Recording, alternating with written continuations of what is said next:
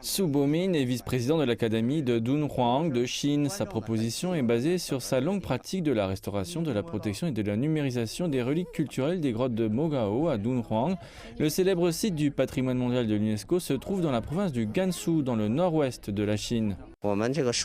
La réalisation de la technologie numérique peut soutenir le développement de l'industrie culturelle et des entreprises créatives connexes. Un problème majeur d'un tel aspect est la protection des droits d'auteur. Donc, d'une part, le gouvernement pourrait faire plus en complétant davantage la loi et le règlement sur la base de nos lois actuelles. D'autre part, nous devons adopter des mesures technologiques pour protéger nos propriétés intellectuelles, afin que nous puissions faire une autorisation standard et systématique. Les grottes de Mogao abritent des collections d'œuvres d'art bouddhistes dans 735 grottes sculptées le long d'une falaise par d'anciens fidèles. Elles comprennent plus de 2000 sculptures colorées et 45 000 mètres carrés de peinture murale.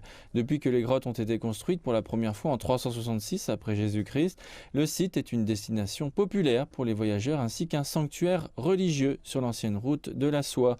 Aujourd'hui, Su et son équipe ont terminé la collection numérique des peintures murales et des figurines dans plus de 200 grottes et un système en ligne qui permet aux touristes de voir les reliques culturelles des grottes de Mogao en 3D sera opérationnel cet été.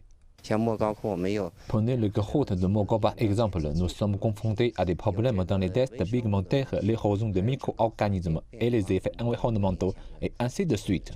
Personnellement, je pense que nous sommes loin d'être compétents pour mener de telles recherches à grande échelle dans les conditions actuelles de recherche et d'expérimentation. Le député a également recueilli des points de vue de nombreux autres chercheurs dans les domaines pertinents afin de présenter une proposition globale et raisonnable lors des 2 sessions.